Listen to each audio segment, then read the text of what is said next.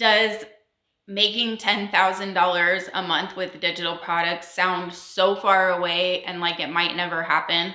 Today, we're going to talk about creating a roadmap to get to that $10,000 a month.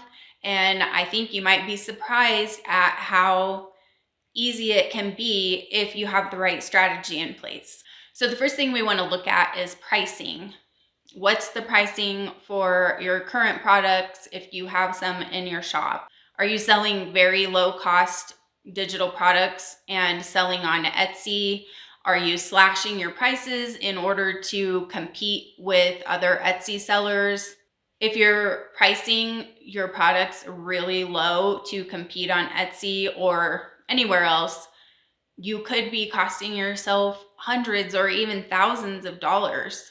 Now, I'm not saying you shouldn't have any low cost products in your shop, but you should not be building your entire business around $3 products. Now, if you're charging less than $3 for anything on Etsy, I want you to take a look, calculate what you're actually spending and how much are you actually making on those products. I see sellers selling things on Etsy for like 75 cents or $1. I mean, that's making you such a small amount that it's not even worth your time.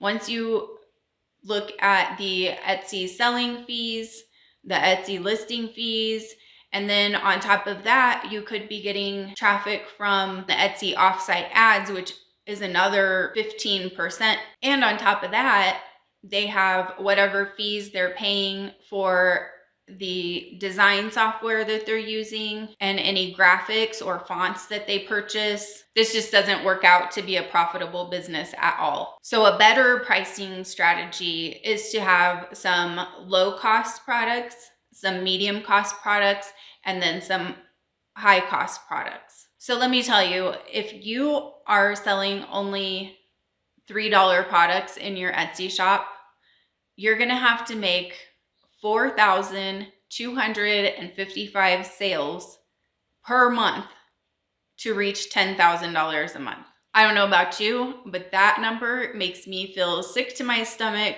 and like it's almost impossible. Like that is a lot of sales and a lot of pressure to put on yourself to make for 1 month. Having items with a variety of different costs in your shop will help you to have to make less sales and get to your goal faster. So let's talk about these different levels of prices.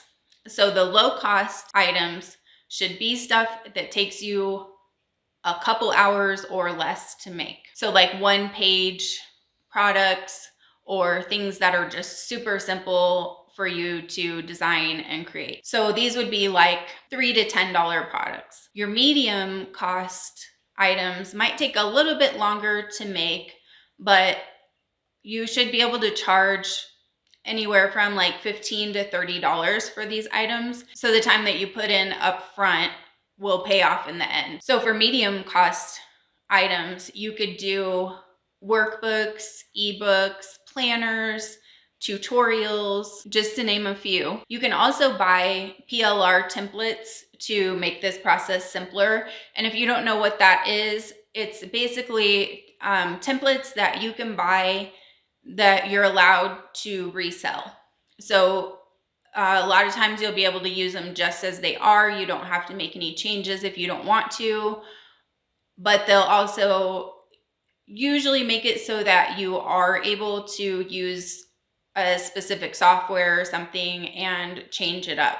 If you're making a 100-page planner from scratch, it's going to take you a long time to put all of that together. So if you use these templates, then you can just change your fonts, change your graphics, change the colors, and you have your own unique product within probably like an hour or less. And then your high cost items will be things like maybe courses, which not everybody's cut out for making courses. And I'm not saying you have to make a course, but another thing that you can do is make bundles of your products to make a high value item that you can sell for a higher cost. So what you can do is take items from your shop that would be for the same customer, and you can just bundle them up. So you've already got them made and you just put them into one big bundle, and then you sell it for a high price. So let's say you're making a bundle for online business owners.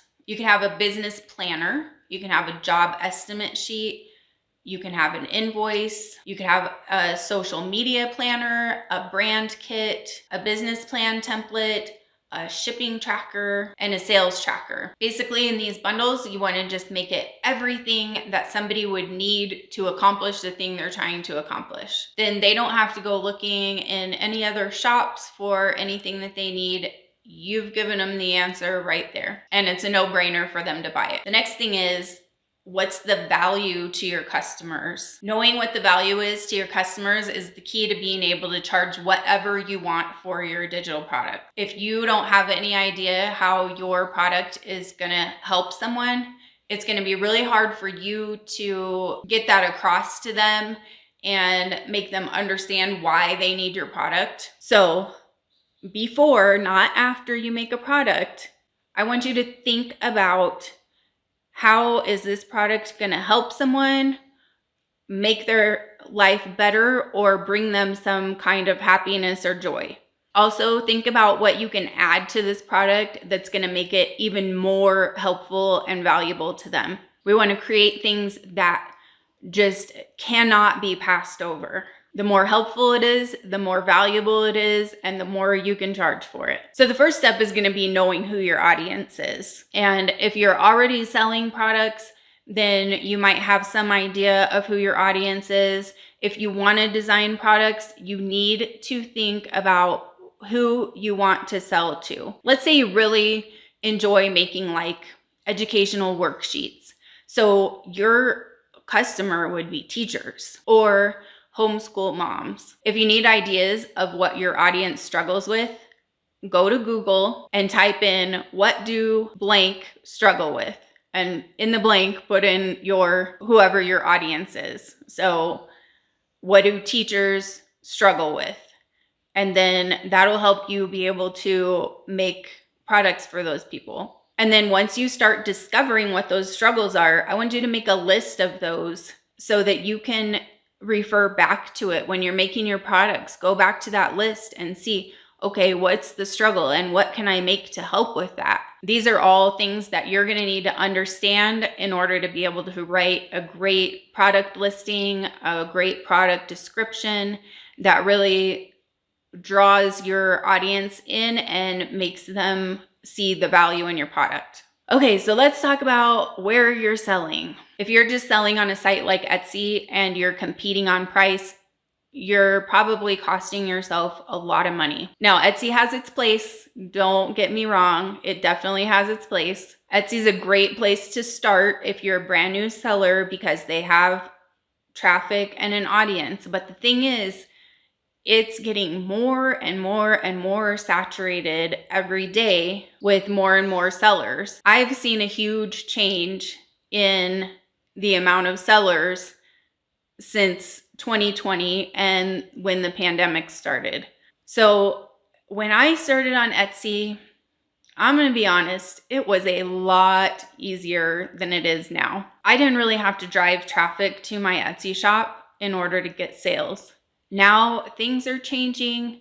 More people are on there. There are a flood of products, and you almost have to drive some of your own traffic to get the sales going before you start getting sales from the actual Etsy platform. But the thing is, if you're sending traffic to your Etsy shop, then you may as well have your own shop and be driving your own traffic to it, right? I mean, on Etsy, you have more fees, you have other sellers to compete with. You could drive someone to the Etsy site, to your product, and then they decide to look for another similar product and end up buying from someone else on Etsy. Plus, of course, like I've mentioned before, you're gonna find yourself competing on price there, because people just undercut each other over and over and over again, and then the price is down to practically nothing. If you have your own shop on Shopify or WooCommerce or something like that, then you have a lot more leeway with your pricing because you don't have anyone else there competing with you.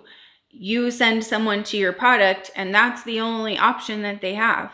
So instead of looking at Etsy as your entire business, what I want you to do is look at Etsy as a way to get some new customers, but not the whole picture. I've seen some bloggers that sell like planners or spreadsheets on their websites, and they sell them for like $27 to $37.